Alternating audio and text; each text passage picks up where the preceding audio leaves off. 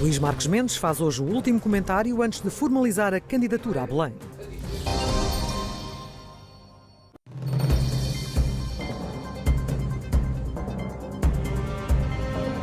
Jornal da Noite, com Clara de Sousa. Sejam muito bem-vindos ao Jornal da Noite. Chega hoje ao fim uma história com mais de uma década em que, domingo após domingo, Luís Marques Mendes e a SIC marcaram a agenda política do país. 12 anos, 2 presidentes, 6 governos, dezenas de ministros, vários líderes da oposição e uma pandemia. Depois, Luís Marques Mendes faz hoje pela última vez o comentário semanal na SIC. Na próxima quinta-feira fará o anúncio formal da candidatura à presidência da República. Este será um assunto que abordaremos mais à frente neste jornal, aproveitando o espaço de análise neste estúdio. Mas para já, Diogo, boa noite. Interessa saber qual é o espírito com que entra Luís Marques Mendes pela última vez nesta casa como comentador.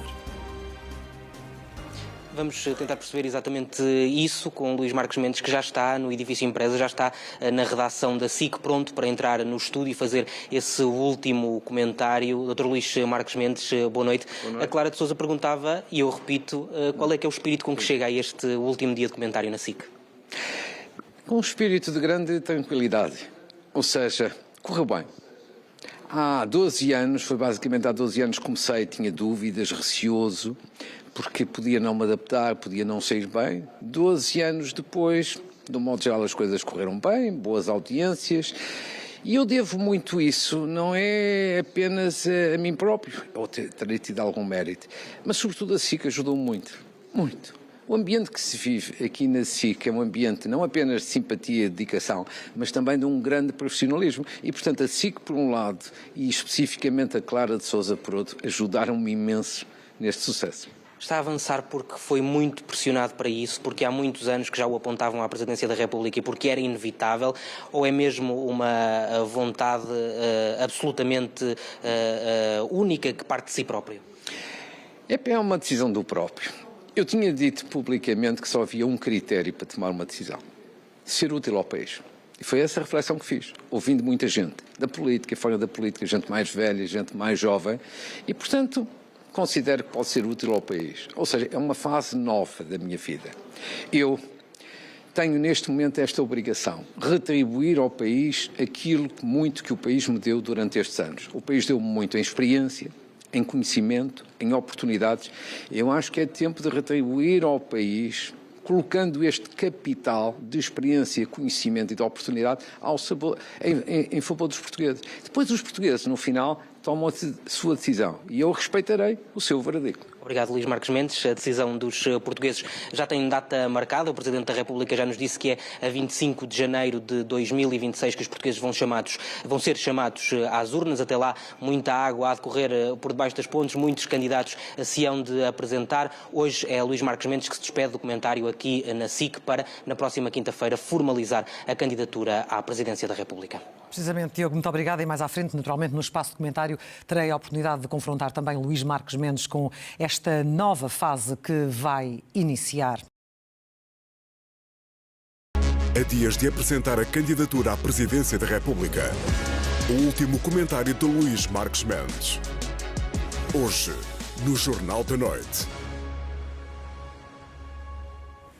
Na próxima quinta-feira, Luís Marques Mendes vai anunciar formalmente que é candidato à presidência da República.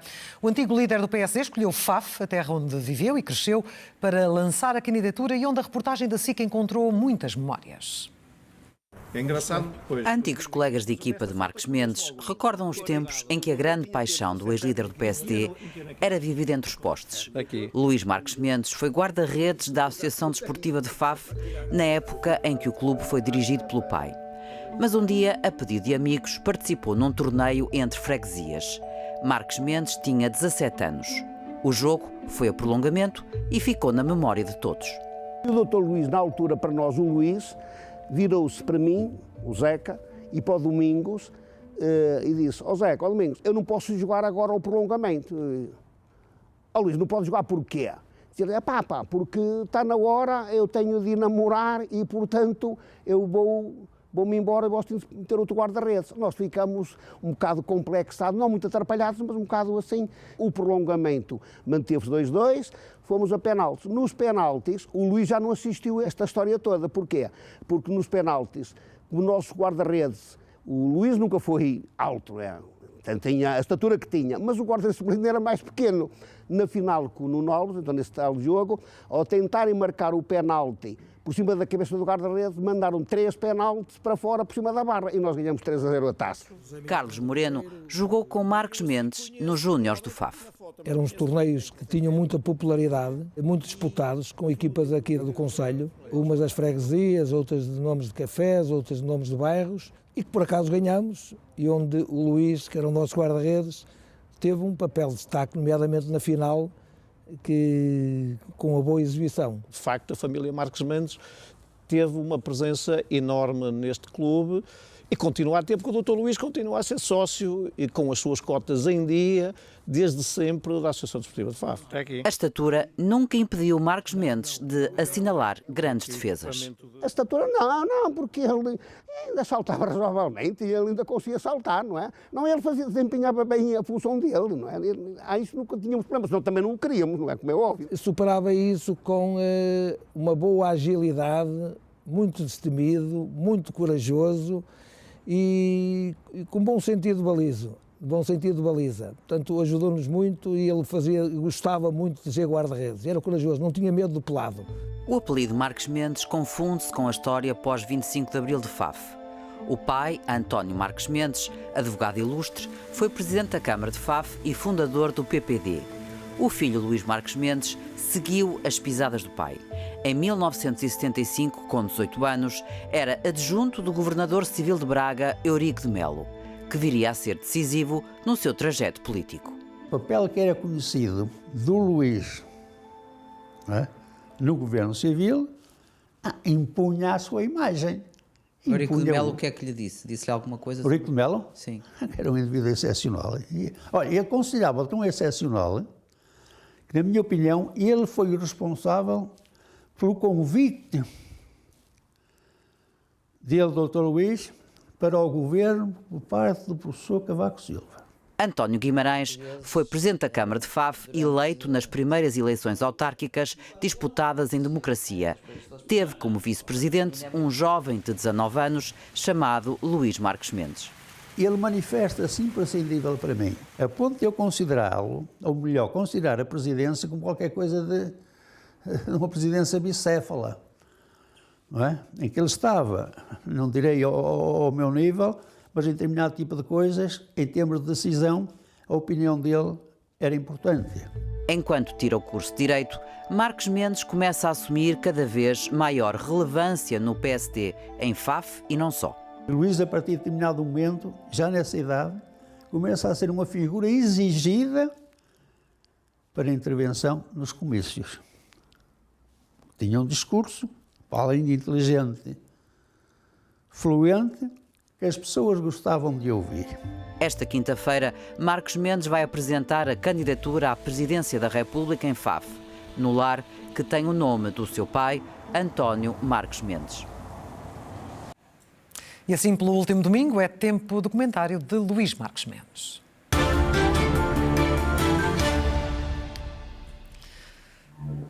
Será a última, uma vez que já tomou a decisão de avançar como candidato presidencial, será um tema para explorar mais à frente. Luís Marques Mendes, muito bem-vindo. Estava aqui emocionado a ver estes seus amigos, os seus amigos de infância, muitos deles, de juventude. Primeiro fui totalmente surpreendido. Não fazia a menor das ideias. E pronto, obviamente que gostei de ver. Isso, obviamente que gostei de ver. Uma viagem pelas memórias desse tempo. Sim, é verdade, na minha terra. Exatamente.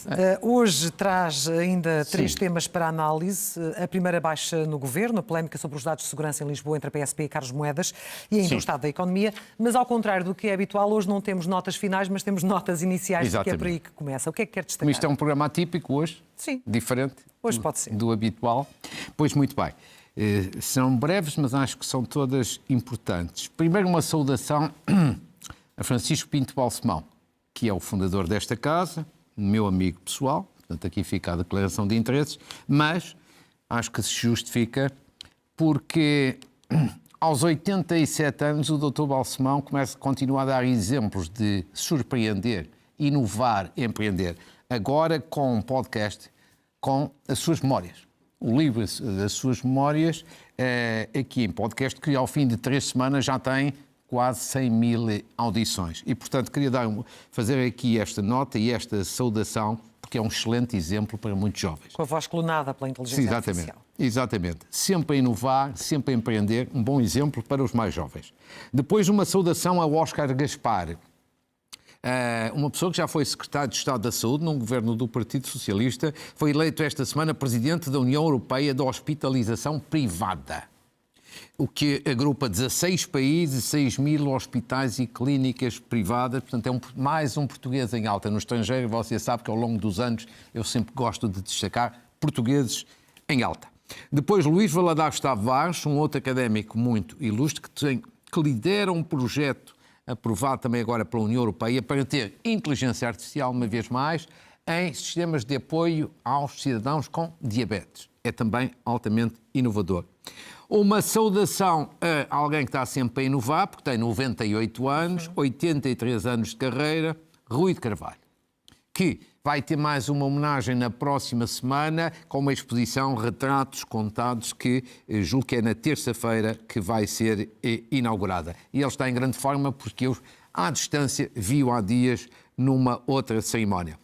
Uma saudação agora no plano político. Rui Rocha, presidente da Iniciativa Liberal, foi reeleito, apresentou a candidatura do seu partido à presidência da República e, portanto, merece também aqui uma saudação. E a concluir a seleção de handball, sim, que no Mundial ficou num histórico 4º lugar, quereríamos mais, mas eles foram uns verdadeiros heróis. Jogadores e treinadores merecem aqui também a nossa homenagem. Esse aplauso. Nós tivemos esta semana a primeira baixa no Governo com a saída do Secretário de Estado, Hernani Dias.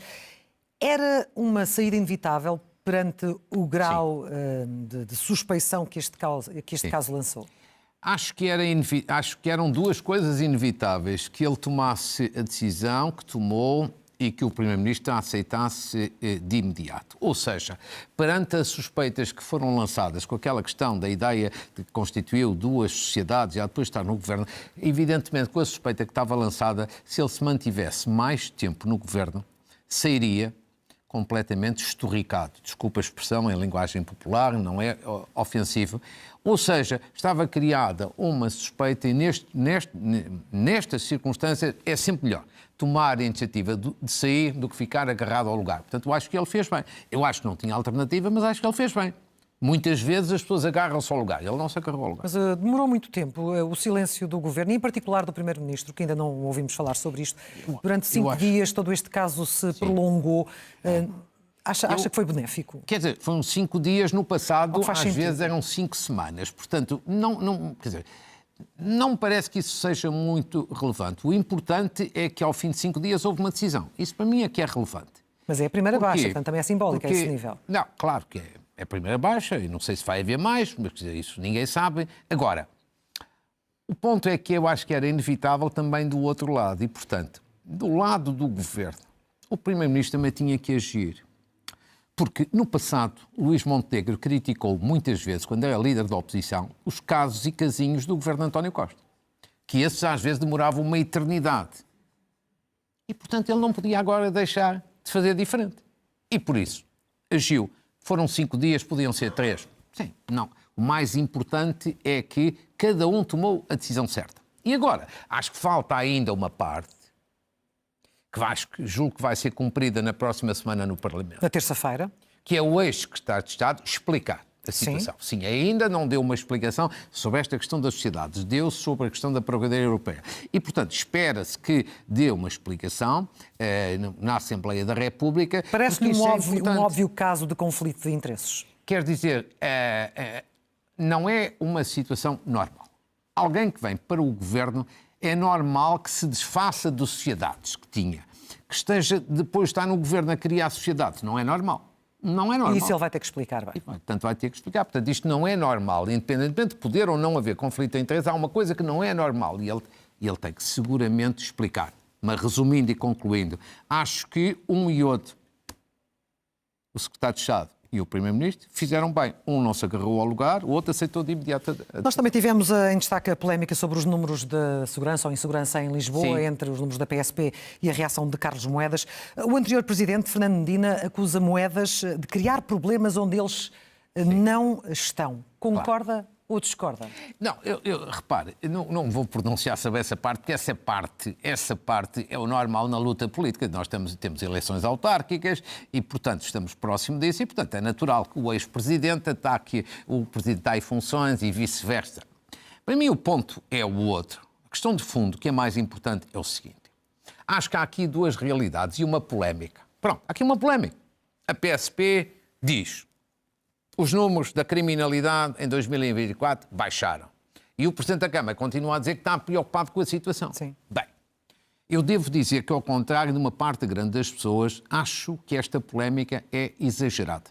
Explico. Porquê? Porque estas posições não são contraditórias. Como assim? Cada um está a fazer o seu papel. Ou seja, comecemos pela PSP. Uma grande notícia que a PSP deu. A PSP disse: não, os números da criminalidade em Lisboa baixaram, criminalidade grave e violenta. Nós só podemos registar e aplaudir. E já agora saudar a PSP, que contribuiu, obviamente, muito para isso. Portanto, são bons números. Temos que saudar, ponto final. É muito bom. Eu até, digamos que até posso ficar surpreendido. Mas uma instituição dá aqueles números, eu só posso respeitar. Mas Carlos Moedas faz um bom serviço agora, precisamente às instituições em quem as pessoas confiam, agora, em, de alguma forma, colocar em causa esses números. Não é colocar em causa. Não cria maior desconfiança em relação às instituições que quer preservar? Não, mas peço desculpa, não é colocar em causa. O que Carlos Moedas está a fazer é continuar, apesar destes números, é continuar a manifestar preocupação. Como no público desta semana, Ricardo Leão, que é Presidente da Câmara de Louros, que deu, de resto, uma excelente entrevista ao público e é de outro partido. Ou seja, você tem aqui dois autarcas que, apesar de estes números, estes dois autarcas continuam a manifestar-se preocupados. E vou-lhe dizer uma coisa, e uma sondagem que saiu ontem no Correio da Manhã dá-lhes razão. Porquê?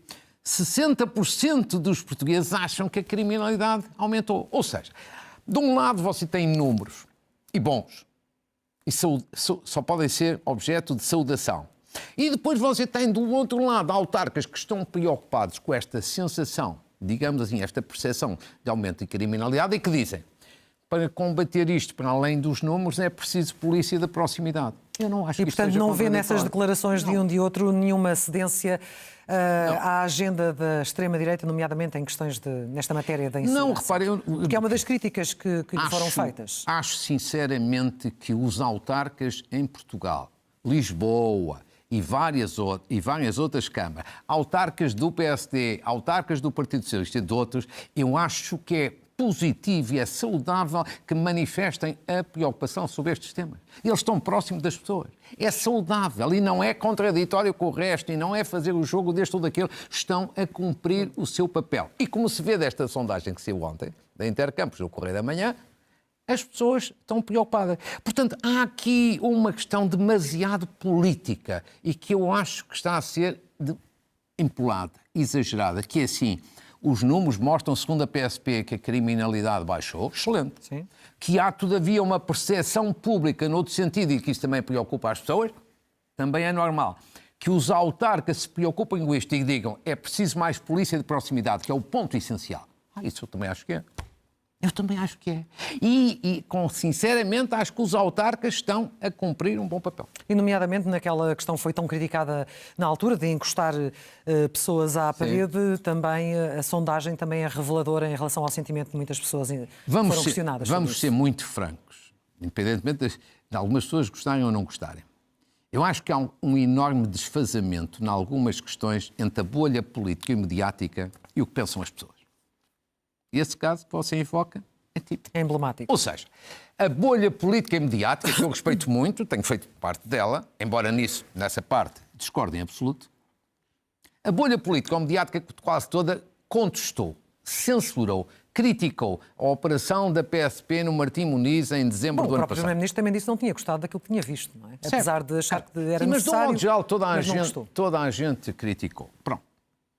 Eu, por acaso, não critiquei aqui. Eu achei que aquela operação era necessária. Os autarcas, também de modo geral, consideraram, a mesma sondagem diz que 62% dos portugueses acharam aquela operação absolutamente indispensável. Ou seja, há aqui um desfazamento, um bocadinho, entre a bolha política e mediática, sem ofensa para ninguém, e aquilo que pensam as pessoas. E eu acho que é preciso ter é por isso que há um bocadinho dizia, os autarcas, não é o autarca Carlos Moedas, é os autarcas em geral, têm aqui algumas preocupações sobre estas matérias, porque estão numa relação muito próxima com as pessoas, e eu acho que ainda bem que têm. Ainda bem que têm. Expô-la publicamente, como o fizeram. Sim. Em 2024 fechou com boas notícias sobre a economia portuguesa. Sabemos que o crescimento é pequeno. Todos diríamos que fosse mais, mas mesmo assim ficou acima das previsões. Sim, ficou acima das previsões e acima da média europeia. Sim. E acho que é uma boa notícia. Não foi muito valorizada. Tenho dificuldade em perceber. Acho que é um erro não ter sido valorizada, mas são excelentes dados para Portugal. Claro que queremos mais, ambição, com certeza, mas são dados muito importantes. Vejamos rapidamente que são os dados oficiais do Instituto Nacional de Estatística. Portugal teve no 4º trimestre do ano passado, portanto, outubro, novembro e dezembro, Portugal teve o maior crescimento da União Europeia. 1,5% a taxa de crescimento em cadeia. Claro que ainda não são todos os países da União Europeia, é preciso fazer esta ressalva, são 13 países apenas, mas são muitos dos principais. Qual foi a grande vantagem? O consumo privado que disparou. Provavelmente, porquê? Por causa do alívio fiscal que houve o ano passado. Provavelmente. Segundo, como consequência disto, boa notícia, a previsão do orçamento era de um crescimento de 1,8%. Foi um bocadinho acima, 1,9%. E, portanto, isto é, como você diz, e muito bem, isto ainda é pouco, claro que é, mas comparado com o que vamos ver a seguir da União Europeia, isto é tudo relativo, é muito. E, portanto, Portugal termina o ano 2024 com um crescimento económico que é mais do dobro da União Europeia e mais do dobro da zona euro. Porque a União Europeia é uma coisa, a zona euro são menos países e, portanto, 1,9% contra 0,8% ou 0,7%. Diz-se, a Europa é que está a crescer pouco. É verdade, a zona euro está a crescer pouco. Bom, mas Portugal, apesar de tudo, queremos mais, mas está a crescer. Sim. Depois também boas notícias, porque são quase felizmente boas notícias. Boas notícias do lado orçamental. Dados em contabilidade pública. Isto é uma questão muito técnica. A despesa, por exemplo, cresceu 9,2% quando o orçamento apontava para crescer mais. A execução orçamental previa-se um déficit em contabilidade pública e de um excedente. E provavelmente podemos ter, a apresentar a Bruxelas oportunamente, é provável um excedente de 0,4%. Portanto, são também dados, acima daquilo que inicialmente são dados positivos. Nem mais, exatamente. E depois, também boa notícia noutro plano, o Banco Central Europeu reduziu mais uma vez taxa de juros. E no exercício que a DEC, que eu aproveito para saudar e agradecer novamente, que a DEC me prepara habitualmente, a redução da prestação para o mês de fevereiro, quer na Euriba de 3 meses a 6 ou a 12 meses, já é significativa, como se vê, na circunstância de um empréstimo de 150 mil euros. Portanto, há aqui, de facto, boas notícias. Uma boa notícia também no plano europeu. Passou, tirando os meios económicos, passou um bocadinho despercebido. Nós falámos aqui ainda na semana passada do relatório Draghi. Sim, da presença dele em Portugal. E da presença dele em Portugal. No mesmo dia em que ele estava aqui a falar no Conselho de Estado em Portugal, a senhora Ursula von der Leyen estava a apresentar o primeiro plano para dar concretização ao relatório Draghi. Sim. Ora, isto é muito positivo, porque muita gente achava que aquilo ia ficar na gaveta. E do que é que estamos a falar? Estamos a falar, sobretudo, do objetivo de reduzir a burocracia europeia. A burocracia administrativa e regulatória, que é uma dor de cabeça de facto. E, portanto, com redução de custos para as empresas, sobretudo para as PMEs, e com um impacto importante em áreas como o setor tecnológico, químico ou da agricultura. Portanto, são tudo boas notícias. A única menos boa é o Sr. Trump a aplicar tarifas alfandegárias ao Canadá. Uma guerra comercial. À China e ao México e, portanto, começam as guerras comerciais. Isso, de facto, é a única coisa que cria um grau de instabilidade e incerteza no horizonte que não é nada favorável. Mas no essencial, na parte económica, pelo menos neste meu último comentário, de um modo geral ficam aqui boas notícias, mérito do país, não é meu. Luís Marcos Mendes, falemos então de presidenciais. É o primeiro dos chamados partidos do arco da governação a apresentar-se, vai formalizar essa candidatura na próxima semana. Sim. É muito importante para si fazer isto o quanto antes, ou seja, ser o primeiro e poder afirmar a sua diferença enquanto presidente, para o presidente que quer vir a ser? Não, isso não é.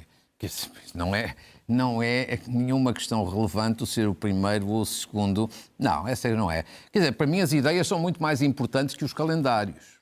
E, portanto, não, o ser agora ou ser são opções que se tomam. O que eu lhe posso dizer é o seguinte, quer dizer, eu não lhe vou antecipar aquilo que vou dizer na próxima semana. Na próxima quinta. Não, isso não posso fazer. Agora, o que não é o calendário que me preocupa, são as ideias. Quer dizer, eu tomei esta decisão porque acho, depois da reflexão que fiz, depois de ouvir muita gente, que podia ser útil ao país. Foi sempre o critério que coloquei. E, sobretudo, há 2 ou 3 preocupações que eu tenho. Sobretudo estas: ambição, estabilidade e ética. São as áreas em que quer afirmar-se pela diferença em relação a outros candidatos? Eu diria mais são causas que é preciso depois desenvolver e aprofundar. Ambição, porque nós somos um país, de um modo geral, conformado, resignado, parece que até deprimido, parece que acomodado. E não pode ser assim.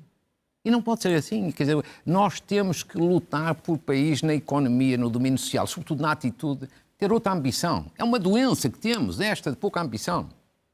De quase um país conformado. Segundo, estabilidade. Nós não podemos passar a vida em crises políticas, não podemos passar a vida em dissoluções e em eleições antecipadas. Nós não podemos, de hoje à amanhã, no país, aquilo que está acontecendo na Madeira. Uma eleição de 6 em 6 meses. Isto é preciso ter alguma capacidade de fazer pontes para evitar, de facto, crises. E depois a ética. Eu tomei no passado decisões, algumas até difíceis, que dentro do meu partido quase ninguém concordou no domínio da ética. Mas hoje é preciso ir muito mais longe. Mas muito mais longe.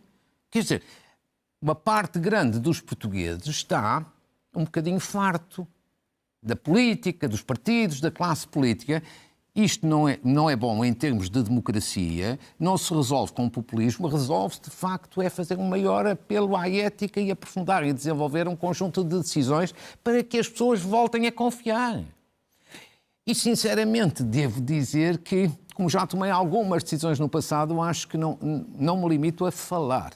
Também fiz, mas acho que hoje é preciso introduzir com muito mais força este tema na vida política. 3 linhas mestras, ou 3 pilares: ambição, estabilidade e ética. E o poder da palavra nesse campo, uma vez que o Presidente não tem poder executivo. Sim, claro, o Presidente não governa, não legisla, não faz reformas, mas tem um poder de influência. É um poder desde logo de pedagogia, pode ser muito útil e importante. Esta semana fica marcada por 2 sondagens e numa, o Dr. Luís Marcos Mendes surge atrás de André Ventura e dos candidatos de esquerda, num empate técnico. Noutra, surge à frente, sendo mais bem colocado para ir a uma segunda volta com Gouveia e Melo. Isto tudo numa semana. E, portanto, perante estes resultados diferentes, qual é o grau de confiança com que avança? Total. Quer dizer, total neste sentido, Clara. Eu tomei esta decisão depois de muita ponderação, portanto não é nenhuma decisão ligeira, leviana, de circunstância, é muito ponderada. Uma questão destas faz com enorme ponderação e, portanto, há dois sentimentos que eu tenho. Por um lado, humildade e, por outro lado, determinação. Ou seja, uma eleição é uma eleição. E em democracia pode-se ganhar e pode-se perder. E, portanto, eu posso perder, como qualquer um dos outros candidatos pode perder. O povo é que decide, o povo é soberano e nós temos que olhar para uma eleição democrática com este respeito, com esta humildade democrática. Eu e qualquer outro. Agora, posto isto, evidentemente que do outro lado há a determinação. Eu não vou concorrer para perder. Eu vou concorrer para tentar ganhar. Sim, já disse que o país merece um bom combate. Claro, quão difícil vai ser ou acha que vai ser este combate? Não, é sempre difícil. Qualquer combate desta natureza é sempre difícil. Mas aquilo que é difícil, para mim, funciona como um estímulo e como um incentivo, não como uma depressão. E, portanto, é com este sentimento. Humildade por um lado, determinação por outro. com estas duas vantagens, que é assim, em democracia não há nem vencedores antecipados, nem vencidos antecipados. E depois com muita humildade, porque o povo é soberano. Com a democracia a funcionar. E o povo depois decidirá. O senhor começou muito cedo na política, sim, foi autarca, ainda muito jovem, foi líder parlamentar, sim, ministro, presidente de um partido, é conselheiro de Estado. Este percurso, esta experiência na política, sim, são, na sua opinião, fundamentais para um bom exercício do cargo de Presidente da República? Claro que acho. E nomeadamente porque estamos num, sim, contexto específico, claro, com possibilidade, claro, de termos uma crise política em 2026. Claro. Essa experiência é fundamental, claro, no seu entender? Eu acho que é quase decisiva. Repare, a experiência é sempre importante na vida. Não é só na vida pública, não é só na vida em geral. A experiência é importante. Imagine, eu espero que isso nunca lhe vá acontecer, mas imagine que você, um dia destes, tem que fazer uma cirurgia, tem que fazer uma operação, tem que entrar num hospital e tem que ter uma coisa de melindre, de delicadeza. O que é que você vai querer? Um médico, com certeza. Mas vai querer ter, provavelmente, um médico mais experiente que puder ter à sua disposição. Experiência. E está a fazer esse paralelismo para não, é para se perceber que a experiência, o que é que a experiência significa? Em tudo na vida. A experiência significa segurança, previsibilidade, certeza. E, portanto, isto é no domínio da saúde como é no domínio da vida pública. Num cargo político quer-se experiência política, num outro cargo quer-se a experiência associada ao setor. Experiência, neste caso, no plano da Presidência da República, não é uma questão de políticos. Experiência é segurança, é previsibilidade, é certeza, é saber com aquilo que se conta. E, portanto, acho que, evidentemente, que é de lá para ali que a experiência é uma questão importante. Então, mas os portugueses se dirão, como é óbvio, nós sabemos que sim. Mas claro, como é que encara, então, algum desalento visível em muito do, sim, eleitorado português, com algum grau de desconfiança em relação à política, claro, e em relação aos políticos, e que acabam por, como mostram as sondagens, sim, mostrar maior confiança em figuras que consideram, sim, que são fora do, sim, sistema, como é o caso do Almirante Gouveia Melo? São duas questões que você coloca, são duas questões. Quanto à degradação do ambiente político, isso já lhe falei há bocadinho, isso é óbvio, isso é evidente, isso é um facto público e notório. E por isso é que há instantes lhe dizia da necessidade de dar outra força à questão da ética na vida política. Não é a única questão importante, mas é uma questão absolutamente decisiva. Agora, a outra questão que você coloca é que quer pôr-me aqui a comentar potenciais candidatos. Isso eu não vou fazer. Nem este é o local, nem este é o momento. Mais ainda menos relativamente a Gouveia Melo, porque, segundo eu li, ele está de férias e, portanto, vamos deixar que ele acabe as suas férias para depois apresentar as suas ideias e depois então que vamos confrontar ideias. Muito bem.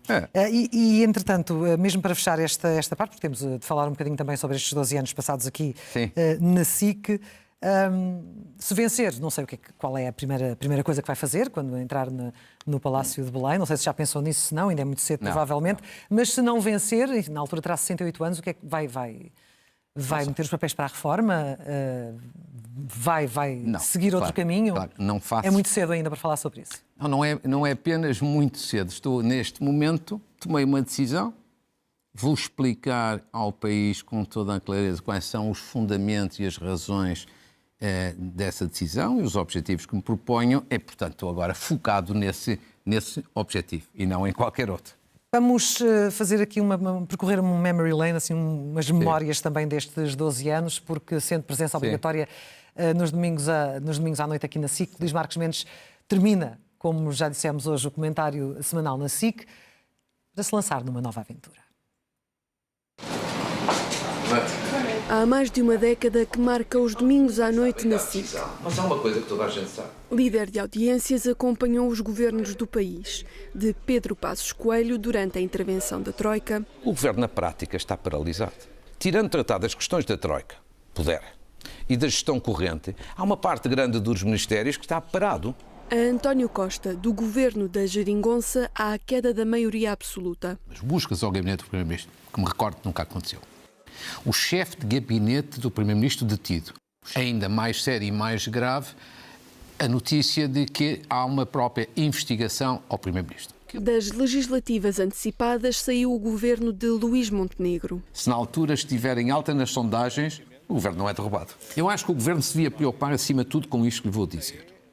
Eu acho que a questão mais importante nessa relação é esta. É resolver os reais problemas e as causas que deram origem ao grande crescimento do Chega.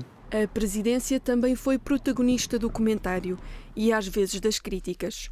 De Cavaco Silva a Marcelo Rebelo de Sousa. Talvez o dia mais infeliz do seu mandato até hoje. Não há nenhum contencioso entre Portugal e as suas antigas colónias. Nem nesta matéria, nem em qualquer outra matéria. E, portanto, manda ao bom senso que não se esteja a inventar um problema. Esta questão, que é tão sensível e tão melindrosa, não se trata de forma ligeira e simplista, à mesa do café ou à mesa do jantar com jornalistas. Isto exige um outro sentido de Estado. Seguiu os processos judiciais de José Sócrates e Ricardo Salgado. Acompanhou a queda do BES e o polémico processo da TAP. Em plena pandemia, o comentário mais visto atingiu quase 2 milhões de espectadores. Esta pandemia, esta situação só se resolve definitivamente quando houver uma vacina. Só com uma vacina é que o país fica, de facto, imunizado. E provavelmente não há, como todos os especialistas dizem, uma vacina antes da primavera, verão do próximo ano, de 2021. E, portanto, falar em regresso à normalidade até ao verão do próximo ano é ficção. Também abriu exceções e recebeu caras conhecidas. Em 2016, Hermano José. E o testemunho que eu queria dar é o seguinte, é que o Hermano aceitou imediatamente. Não colocou uma dúvida, uma reticência e tudo isso, e eu agradeço-lhe imenso. Não, foi com muito prazer. Em abril do ano passado, o general e antigo Presidente da República, Ramalho Eanes, foi recebido por Marcos Mendes e Clara de Sousa. Democracia é sempre ser general, não é? A análise aos domingos tornou-se indispensável. Todas as semanas conquistou mais de 1 milhão de pessoas. Mas nem só de política se fez o líder de audiências. A bola do europeu. Assinada pelos nossos ilustres atletas. A camisola oficial da seleção. Assinada também por eles todos. Também aqui assinada, direitinha, está a ver? Que maravilha. E agora, para tudo ficar completo, o cascol, claro. Que foi o cascol do jogo de quarta-feira Portugal-Estónia, que deu um bom resultado. 7-0, claro que sim, 7-0. Um bom resultado. Portanto, aqui tem também a fatiota completa. Isto hoje parece Natal. Portanto, exatamente. Advogado de profissão, teve um longo percurso governativo onde integrou os 3 executivos de Cavaco Silva. Foi distinguido com a Ordem do Infante do Henrique em 2008 e em 2016 nomeado Conselheiro de Estado. Luís Marques Mendes agarra agora um novo desafio após 12 anos na SIC, onde analisou os assuntos que marcaram Portugal e o mundo. E foram tantos os temas que aqui trouxe ao longo destes anos. Quais eram as suas preocupações centrais? Como é que era feita a escolha dos temas? A escolha dos temas eram os temas da atualidade e depois concertado consigo, não é? Da atualidade, sim, mas nem sempre, havia outros. E ainda bem que eu concertei. Sim, depois havia outros, assim, um pouco fora da caixa, porque eram importantes para as pessoas. Eu tinha, quer dizer, há muitas preocupações, como sabe, nós falávamos todas as semanas, mas eu diria que, olha, por um lado a preocupação de puxar pela autoestima nacional. Eram os livros que apresentava de autores pouco conhecidos, mas de enorme qualidade, e eram as pessoas em alta, os casos de sucesso. Tinha muito a preocupação, como você sabe, falámos disso sempre, conheceu tudo, a preocupação também da coesão social. Sim. Pensionistas, reformados. Porquê? Porque são dos mais vulneráveis da sociedade e muitas vezes a segurança social, a máquina, não os trata com a sensibilidade que deve tratar. E recebeu centenas de e-mails. Sentia-se muitas vezes uma espécie de provedor do telespectador? Não, isso não, por amor de Deus, não. Não, quer dizer, tive uma relação com os telespectadores muito simpática, que eu gostei muito. Escreviam-me muito e eu tentava responder a todos e tudo isso, e desabafos e pedidos para abordar esta ou aquela matéria. Mas não sou provedor de coisíssima nenhuma. E deixe-me só concluir que, para além desta preocupação de coesão e de puxar pela autoestima nacional, nesta reportagem vê-se outra grande preocupação que eu tinha. Isenção. Toda a gente sabe onde é que politicamente eu me situo. Toda a gente sabe. Portanto, isso é óbvio. Uma evidência natural. Mas eu tive sempre uma preocupação de ser o mais isento possível. Eu critiquei António Costa e elogiei António Costa. Eu critiquei Luís Montenegro e elogiei Luís Montenegro. Eu critiquei Pedro Nuno Santos e elogiei Pedro Nuno Santos. Isto não é dar uma no cravo e na ferradura. Não, isto é isenção. Mas isso valeu-lhe críticas? Oh, claro, mas isso é normal. Do seu partido? É normal, quem anda à chuva molha-se. Mas o importante é sublinhar isto. O critério que eu usei sempre ao longo destes quase 12 anos foi este. Se um líder toma uma decisão correta, seja ele da esquerda ou da direita, eu tenho que elogiar. Isto é isenção. Se um líder toma uma decisão errada, seja de que lado for, eu tenho que criticar. Isto é isenção. Foi a grande preocupação sempre que eu tive para que o comentário pudesse ter, de facto, alguma utilidade e não ser nenhum tipo de tempo de antena. Foram 12 anos. Isso sim. 12 anos. E eu queria despedir-me, se você antes permite. de se despedir, eu tenho ainda de chamar aqui alguém para... É uma espécie de agradecimento. O Luís Marçal, o nosso coordenador, em nome da Direção da Informação. É apenas um miminho para assinalar estes 12 anos de colaboração e sei que trabalharam também muito em conjunto e que... Obrigadíssimo. É só um gesto de toda a relação da SIC por tudo o que nos ajudou também ao longo destes 12 anos. Foi um prazer trabalhar com você. Obrigado. Ok. Acho que não estava à espera. Isto é um dia difícil para mim. Vamos acelerar com um dia difícil. Acabar. Vamos já acabar. Obrigadíssima. Obrigado. Luís Marques Mendes. É um dia difícil para mim. Do que é que mais gostou neste tempo aqui? E o que menos gostou, se quiser também falar sobre isso. Gostei de tudo. A SIC, para além de gostar de fazer... Eu gostei de fazer comentários, mas para além disso, o mais gostei foi do ambiente, desde a administração até ao mais modesto dos funcionários, o ambiente de profissionalismo nesta casa. Simpatia por um lado, dedicação por outro, mas enorme profissionalismo. As pessoas lá fora não imaginam, mas há um grande profissionalismo, de facto, aqui na SIC, a todos os níveis. E se você me permitir só, eu pensei um bocadinho que tinha algumas despedidas a fazer. Eu queria agradecer a toda a gente, mas especialmente, por exemplo, as pessoas que me trouxeram para aqui. Já nenhuma delas está cá na SIC. Há 12 anos. Luís Marques, António José Teixeira, Alcides Vieira e depois Maria João Arruela, com quem eu tive quase 3 anos, digamos assim, de interlocução aos sábados. E agradeço imenso a todos. Como não posso deixar de agradecer aqui ao Luís Marçal, que aqui veio, coordenador, um grande profissional cheio de intuição, mas na pessoa dele eu queria agradecer a ele e a todos os demais coordenadores, não os posso aqui citar todos, mas todos, mais realizadores, mais produtores, que é uma equipe notável. Fiz questão e a equipa do grafismo, a quem deu muito trabalho ao longo destes anos. Até fiz questão desta noite, porque podíamos esquecer de mandar uma mensagem muito pessoal de agradecimento, porque são coisas que uma pessoa não esquece. Depois, um agradecimento também, por exemplo, ao Ricardo Costa, foi meu diretor aqui durante anos, Bernardo Ferrão, primeiro como número 2 e agora como diretor, José Gomes Ferreira também. E porquê? Sobretudo porquê? Porque eles deram-me todas as condições para poder fazer um comentário. E total liberdade. Toda a liberdade total. Portanto, se alguma coisa correu mal, é da minha responsabilidade. E depois um agradecimento especialíssimo, e não é especial a si. É mesmo muito sentido. Você é uma pessoa muito querida dos portugueses. Eu vejo em todo lado, para onde vou. As pessoas adoram, e bem. E, sobretudo, eu acho que isso é porque você é uma grande profissional, uma super profissional, uma excepcional profissional. E por isso eu queria dizer-me assim, aqui o meu agradecimento é o seguinte. Toda a gente diz que este espaço de comentário teve sucesso. Eu acho que teve algum sucesso. Mas este sucesso é dividido pelos dois. E olha que isto não é simpatia, lisonjeio de circunstância, não é. Porque eu sei aquilo em que muito me ajudou na organização, na preparação dos temas, em tudo quanto tinha a ver para que o comentário corresse bem. As opiniões são minhas, mas todo o trabalho foi a dois. E, portanto, se teve sucesso, o sucesso é seu, pode ser meu, mas também é seu. E por isso lhe agradeço imenso. Costumava, à noite, sempre aqui despedir-me dizendo foi um gosto. Foi um gosto. E eu acho que hoje acrescentava foi um gosto trabalhar com uma profissional de mão cheia e por isso fico-lhe gratíssimo.